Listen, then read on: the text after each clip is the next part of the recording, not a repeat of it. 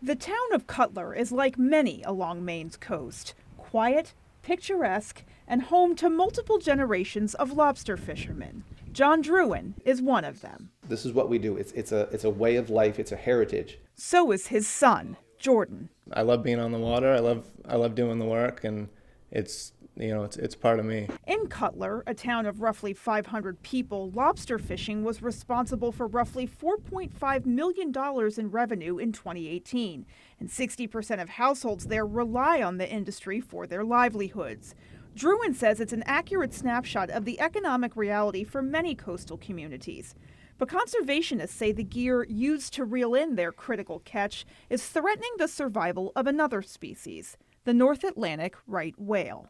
We're killing off right whales faster than they can reproduce. Whales can become entangled in the gear, specifically the rope it is attached to, causing injuries or even death. A 2020 report from the National Oceanic and Atmospheric Administration, or NOAA, estimated the current right whale population at just 428. They don't die of old age anymore because we're killing them through both entanglements in commercial fishing gear and ship strikes, and that just absolutely needs to change. Because of a federal court ruling stemming from a lawsuit involving the Center for Biological Diversity and other groups, changes are on the horizon.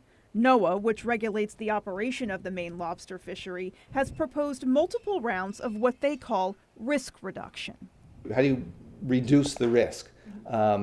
You take either traps or ropes, or you remove part of the fishery from the water. They start with a 60% risk reduction that could hit as early as next fall. NOAA's plan, also called the draft biological opinion, then calls for another cut 5 years later, and in the course of a decade, a 98% total risk reduction for the lobster fishery.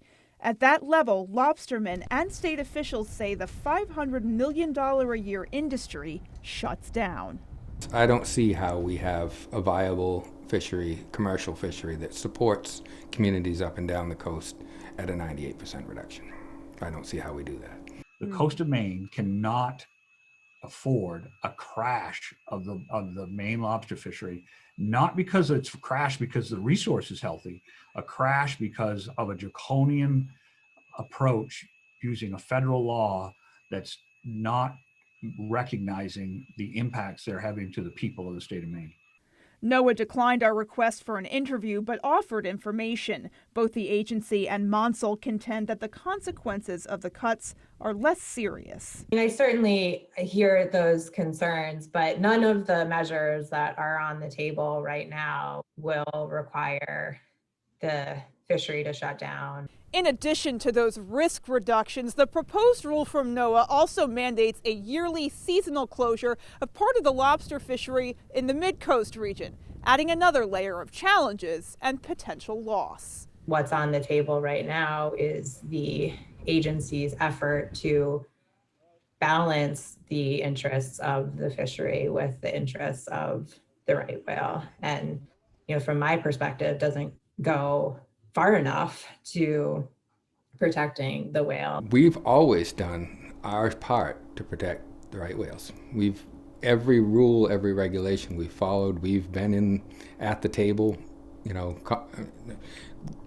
bringing these regulations up, trying to do things that would make it safer for the whales. But realistically, we're not the issue, but we're the ones that have the target on our back.